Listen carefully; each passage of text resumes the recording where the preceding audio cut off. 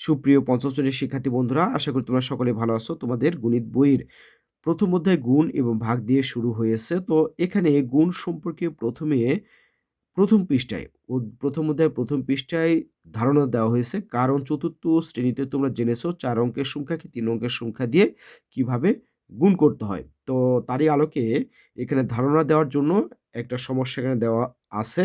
সমস্যাটি হলো একটি সেতু দিয়ে যদি দৈনিক ৪,৬১৪ টি গাড়ি যাতায়াত করে তবে বছরে কয়টি গাড়ি যাতায়াত করবে?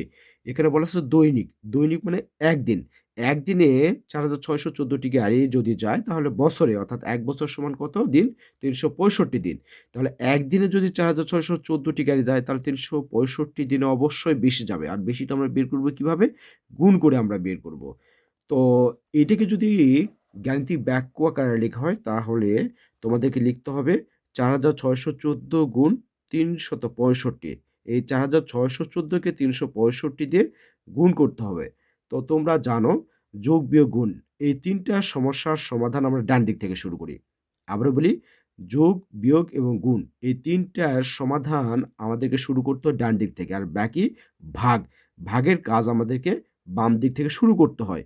তো এখানে ৪,৬১৪ কে ১ম এ আমরা এই ৩৬৫ এককের ঘরে যে অঙ্কটা আছে সেই অঙ্ক দিয়ে আমরা গুণ করব। সেটি ডান পাশে দেওয়া আছে যে ৪,৬১৪ কে যদি আমরা ৫ দিয়ে গুণ করি তাহলে গুণফল আমরা পাবো ২৩,০৭০। এরপরে দশকের যে অঙ্কটা দেওয়া আছে, দশকের ঘরে যে অঙ্কটা দেওয়া আছে সেই অঙ্ক দিয়ে ৪,৬১৪ কে আমরা গুণ করব। তাহলে দশকের ঘরে কত দেওয়া আছে অঙ্ক? ৬ দেওয়া আছে। তার মানে ৬ টা ১০ আছে। তো ৬ টা ১০ সমান কত হয়? স্থানীয় মান অনুসারে ৬০ হয়। অর্থাৎ ৪,৬১৪ কে আমরা এই ৬০ দিয়ে গুণ করব। তাহলে ৪,৬১৪ কে যদি আমরা ৬০ দিয়ে গুণ করি তাহলে আমরা গুণফল পাবো ২,৭৬,৮৪০। এরপরে শতকের ঘরে ৩ দিয়ে শতকের ঘরে ৩ দিয়ে আমরা ৪,৬১৪ কে গুণ করব। তাহলে শতকের ঘরে ৩ আছে। শতকের ঘরে ৩ আছে। তার মানে ৩ টা শতক আছে। তাহলে ৩ টা শতক সমান কত? ৩০০।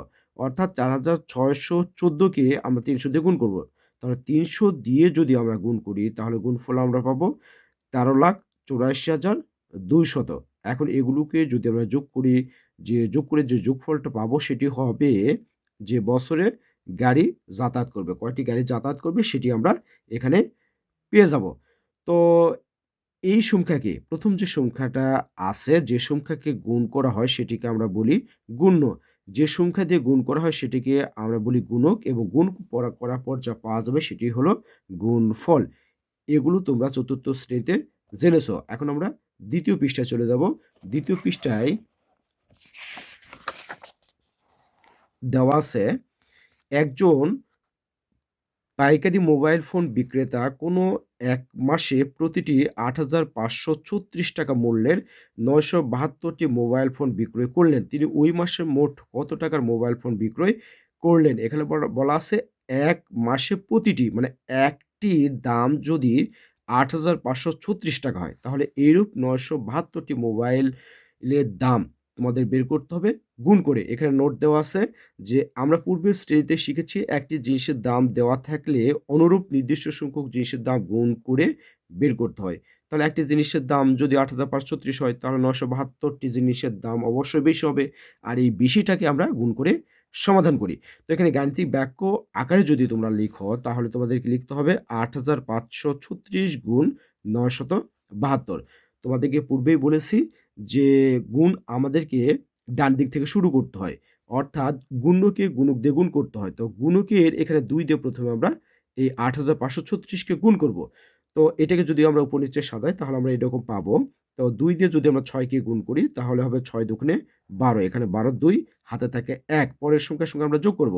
তাহলে ৩ দুগুণে ৬ আর হাতের ১ হয় এখানে ৭। এরপর ২ দিয়ে যদি ৫ কে গুণ করা হয় ৫ দুগুণে ১০ এর হয় ০, হাতে থাকে ১, ৮ দুগুণে ১৬ আর ১ এ ১৭, ১৭ ৭ আর এখানে ১ অলরেডি বসানো আছে।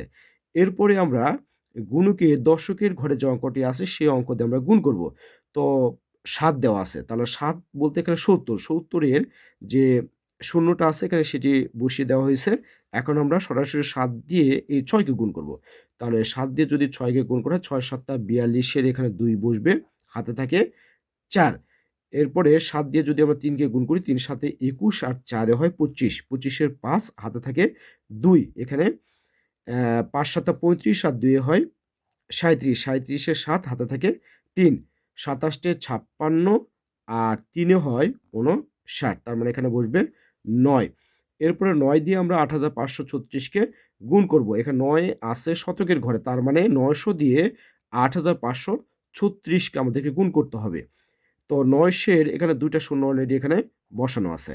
তো সরাসরি আমরা ৯ দিয়ে ৬ কে গুণ করব। ৬ নং ৫৪ ৪ হয়, হাতে থাকে ৫, ৩ নং ২৭ আর ৫ এ ৩২ এর ২ হাতে থাকে ৩, ৫ নং ৪৫ আর ৩ হয় ৪৮, ৪৮ এর ৮ হাতে থাকে ৪, ৮ নং ৭২ আর ৪ হয় ৭৬।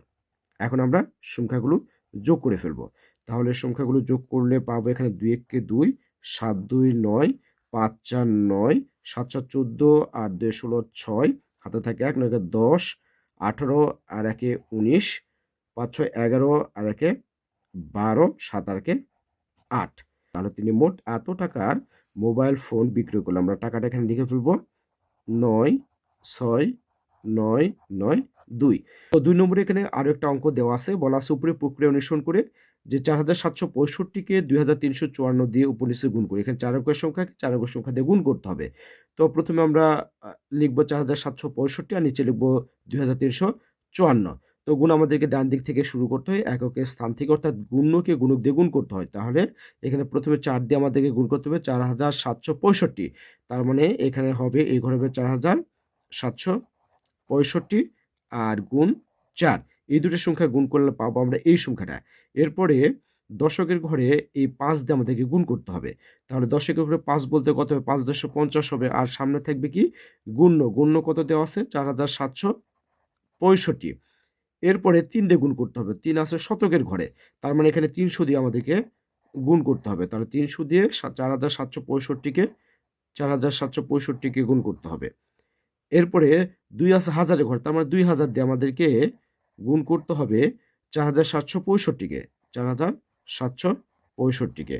এখন যে সংখ্যাগুলো পাবো সেই সংখ্যাগুলোকে যদি আমরা যোগ করি তাহলে এই সংখ্যাটা আমরা পেয়ে যাব।